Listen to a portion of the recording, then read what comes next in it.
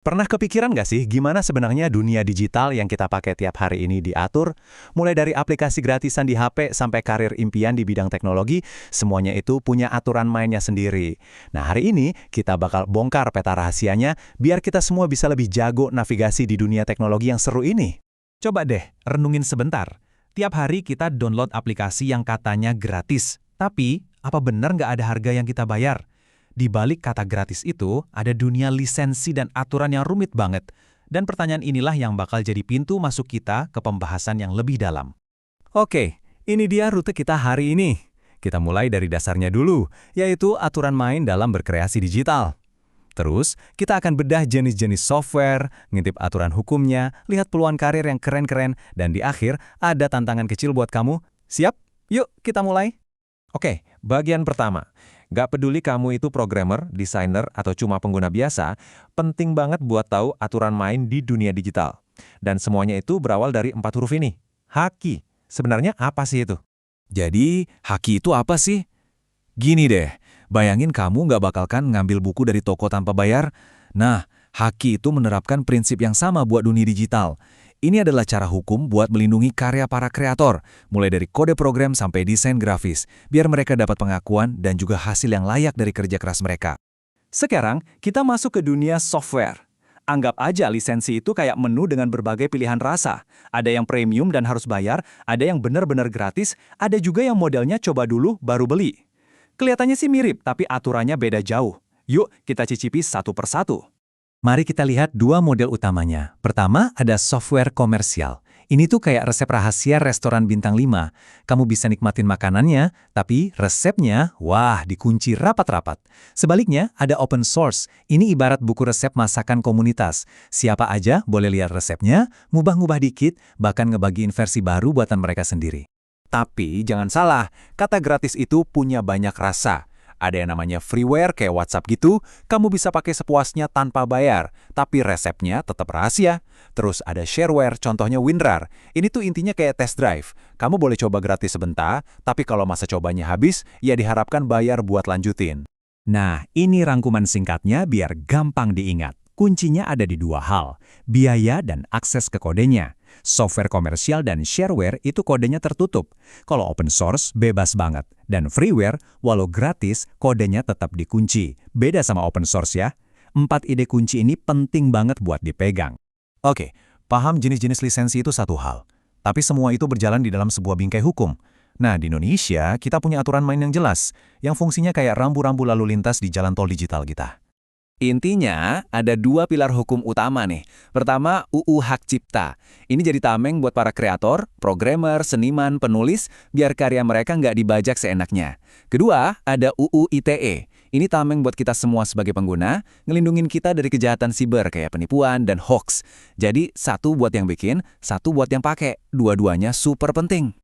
Oke, kita udah paham aturan main dan dasar hukumnya. Sekarang, mari kita masuk ke bagian yang paling seru. Gimana pemahaman ini bisa jadi kunci buat membuka pintu ke karir di dunia teknologi yang, wah, sangat menjanjikan. Kita mulai dari para arsitek dunia digital, software developer. Coba deh bayangin, setiap aplikasi di HP kamu, setiap website yang kamu buka, itu semua hasil karya mereka. Mereka lah yang membangun fondasi sampai gedung-gedung pencakar langit di dunia maya. Dan jadi arsitek digital itu nggak cuma satu jalan loh. Kamu bisa jadi spesialis bangun web yang interaktif, bikin aplikasi mobile yang dipakai jutaan orang, menciptakan dunia game yang bikin nagih, atau bahkan ngajarin kecerdasan buatan. Kira-kira jalur mana nih yang paling bikin kamu penasaran? Tentu aja, keahlian buat membangun dunia digital kayak gini tuh dicari banget. Di Indonesia, seorang developer yang jago bisa punya penghasilan yang sangat-sangat oke. Bahkan bisa sampai di angka yang kamu lihat ini. Ini bukti kalau jadi arsitek digital itu bukan cuma soal passion, tapi juga pilihan karir yang cerah secara finansial. Selanjutnya, kita kenalan sama para detektif era modern, data scientist. Anggap aja data itu kayak lautan informasi yang luas banget. Nah, merekalah yang menyelam ke dalamnya, nyari petunjuk, nemuin pola-pola tersembunyi, dan mengungkap harta karun berupa wawasan yang bisa mengubah arah sebuah bisnis. Sama kayak developer, profesi ini juga cabangnya banyak banget. Ada yang fokus jadi analis, nerjemahin angka-angka jadi cerita yang gampang dimengerti. Ada juga yang jadi insinyur mesin learning, yang tugasnya ngajarin komputer buat belajar dari data. Intinya sama, mengubah data mentah jadi keputusan yang cerdas. Kemampuan buat membaca masa depan dari data itu, wah, itu salah satu skill paling berharga zaman sekarang. Makanya, nggak heran kalau data scientist jadi salah satu profesi dengan bayaran paling tinggi di industri teknologi. Potensi gajinya, seperti yang kita lihat, nunjukin betapa pentingnya peran mereka. Sekarang kita ngomongin para penjaga gerbang konektivitas, network engineer. Mereka ini pahlawan di balik layar yang membangun dan merawat jalan tol informasi yang kita lewati setiap detik. Tanpa mereka, streaming film, main game online, bahkan email kamu nggak akan sampai tujuan. Tanggung jawab mereka itu luas banget, mulai dari mastiin Wi-Fi kantor kamu lancar, ngerancang arsitektur cloud buat perusahaan raksasa, sampai jadi garda terdepan melawan serangan siber. Pokoknya, mereka yang mastiin dunia digital kita ini tetap nyambung, cepat, dan aman. Menjaga infrastruktur digital itu tanggung jawab yang super besar. Soalnya semenit aja server mati, kerugiannya bisa gede banget. Makanya, kompensasi buat peran ini juga sangat sepadan, mencerminkan betapa krusialnya mereka dalam menjaga roda bisnis tetap berputar. Terakhir, tapi sama sekali bukan yang paling akhir pentingnya, adalah para perajin pengalaman, UI, UX designer. Mereka ini gabungan unik antara seniman dan psikolog. Tugas mereka bukan cuma bikin aplikasi kelihatan cakep, tapi juga mastiin aplikasi itu terasa gampang, intuitif, dan ya enak aja dipakainya. Fokus utama mereka itu manusia. Ada UX researcher yang riset kebutuhan pengguna, ada UI designer yang merancang tampilannya, dan ada interaction designer yang mastiin setiap klik dan gesekan jari terasa pas. Mereka lah jembatan antara bahasa mesin dan bahasa manusia.